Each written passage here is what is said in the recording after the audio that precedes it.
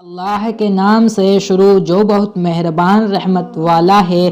السلام علیکم محترم عزیز دوستو، آج کے اس ویڈیو میں ہم آپ لوگوں کو بتائیں گے کہ صلاح الدین ایوبی کون تھے۔ صلاح الدین ایوبی کا پورا اتہاس آج کے اس ویڈیو میں ہم آپ لوگوں کو بتانے والے ہیں، تو آپ لوگوں سے گزارش ہے اس ویڈیو کو آپ لوگ پورا سنیں۔ کیا آپ جانتے ہیں کہ عراق میں پیدا ہونے والے صلاح الدین ایوبی نے ہی بیت المقدس کو فتح کیا تھا؟ صلاح الدین ایوبی نے ہی دنیا کی سب سے آدھنک سلطنت کی بنیاد رکھی تھی۔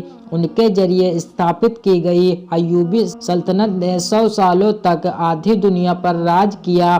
اس سلطنت کی سرحدیں مصر سے لے کر سیریا، ترکی، یمن، حجاز اور افریقہ تک پھیلی ہوئی تھی۔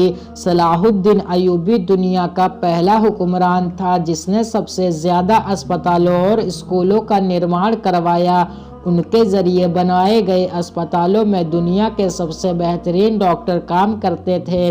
آپ کو یہ جان کر شاید حیرانی ہوگی کہ دنیا کا پہلا شکشا بجٹ صلاح الدین ایوبی نے ہی پیش کیا تھا۔ انہوں نے چھاتروں کے رہنے کے لیے ہوٹل اور کینٹین بنانے کی جس پرمپرا کی شروعات کی اسے آج پوری دنیا میں استعمال کیا جاتا ہے۔ صلاح الدین ایوبی نے کبھی جنتا کا پیسہ خود پر خرچ نہیں کیا، یہاں تک کہ انہوں نے اپنی زندگی میں کبھی ریشمی کپڑے نہیں پہنے۔ اتنی بڑی سلطنت کا مالک ہونے کے باوجود سلطنت صلاح الدین ایوبی نے اپنی پوری زندگی ایک ٹینٹ میں گزار دی۔ سلطان صلاح الدین ایوبی کو اتہاس کا سب سے نیائے پریہ بادشاہ کہا جاتا ہے۔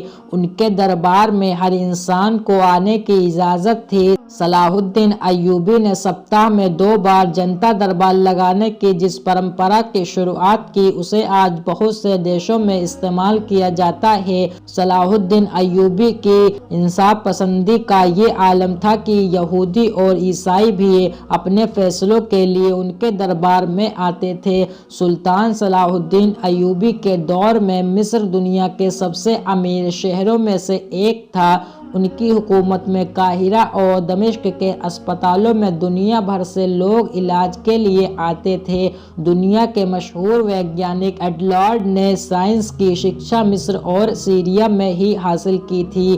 آپ کو یہ جان کر شاید حیرانی ہوگی کہ صلاح الدین ایوبی کے ذریعے استھاپت کی گئی سلطنت ایوبیہ میں ہی آنکھوں کے علاج پر سب سے زیادہ ریسرچ کی گئی۔ موتیا بند کا سب سے بہترین علاج مصر میں ہی کھوجا گیا تھا۔ صلاح الدین ایوبی کی سلطنت میں رہنے والے ابن البیتار نے 300 سے ادھک دواؤں کی کھوج کی۔ اس کی لکھی کتاب المغنی اور کتاب الجامی کو 17ویں صدی عیسوی تک آکسفورڈ جیسی یونیورسٹی میں پڑھایا جاتا رہا۔ آپ کو یہ جان کر شاید حیرانی ہوگی کہ صلاح الدین ایوبی مصر اور سیریا کے پہلے سلطان تھے۔ انہیں اسلام کا آغوشیت خلیفہ بھی کہا جاتا تھا۔ بہت کم لوگ جانتے ہیں کہ صلاح الدین ایوبی نے ہی بیت المقدس کو فتح کیا تھا۔ انہوں نے ہی 1187 عیسوی میں صلیبیوں کو شکست دے کر مسجد اقصی کو آزاد کروایا تھا۔ صلاح الدین ایوبی نے مسجد اقصی کو فتح کرنے کے لیے 16 جنگیں لڑی۔ وہ ہر جنگ میں ایک محراب اپنے ساتھ رکھتے تھے تاکہ جب بیت المقدس فتح ہو جائے تو اس محراب کو اپنے ہاتھوں سے مسجد اقصی میں لگا سکیں۔ 1187 عیسوی میں جب انہوں نے بیت المقدس کو فتح کیا تو یہ محراب ان کے ہاتھوں میں ہی مسجد اقصی میں استھاپت ہوا۔ آدھی دنیا پر حکومت کرنے والے سلطان صلاح الدین ایوبی کے پاس اتنا بھی پیسہ نہیں تھا کہ وہ زکوٰۃ ادا کر سکیں۔ وہ اپنی ساری دولت غریبوں اور مسکینوں پر خرچ کر دیتے تھے۔ یہی وجہ ہے کہ صلاح الدین ایوبی کبھی حج نہیں کر سکے، کیونکہ اسلام میں اپنے خود کے پیسوں سے ہی حج کیا جا سکتا ہے۔ صلاح الدین ایوبی نے دنیا کی سب سے خطرناک جنگیں لڑی۔ انہوں نے دنیا کی سب سے بڑی صلیبی فوج کو شکست دی۔ اس فوج کی طاقت کا اندازہ اسی بات سے لگایا جا سکتا ہے کہ اس میں دنیا بھر کے 6 लाख ईसाई शामिल हुए थे। यहाँ तक कि यहूदियों का एक बड़ा गिरोह भी सलीबियों की मदद कर रहा था। सलाहुद्दीन अय्यूबी शुरुआती दिनों में नूरुद्दीन जंगी फौजी कमांडर थे, लेकिन 1164 में उन्होंने जब मिस्र को फतह किया तो नूरुद्दीन जंगी ने उन्हें मिस्र का शासक बना दिया गया और फिर सलाहुद्दीन अय्यूबी की सल्तनत का दायरा फैलता ही चला गया, यहाँ तक कि सऊदी अरब से लेकर इराक, शाम, सूडान, तुर्की और अफ्रीका तक का पूरा इलाका सलाहुद्दीन अय्यूबी के कब्जे में आ गया। सुल्तान सलाहुद्दीन अय्यूबी ने सलीबियों से लगातार 12 सालों तक जंग लड़ी। उन्होंने जंगे हित्तीन में अपने 12,000 सिपाहियों की मदद से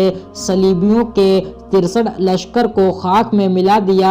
सुल्तान सलाहुद्दीन की इंसाफ पसंदी के दुश्मन भी कायल थे। उन्होंने बैतुल मुक़द्दस को फतह करते ही ईसाइयों और यहूदियों की माफी का ऐलान कर दिया। उन्होंने ईसाइयों को न सिर्फ बैतुल मुक़द्दस की ज़ियारत की इजाज़त दी, बल्कि उनके लिए खाने पीने और रहने तक का इंतज़ाम किया। सलाहुद्दीन अय्यूबी के इस इखलाक से यहूदी और ईसाई इतना प्रभावित हुए कि उन्होंने इस्लाम कबूल कर लिया।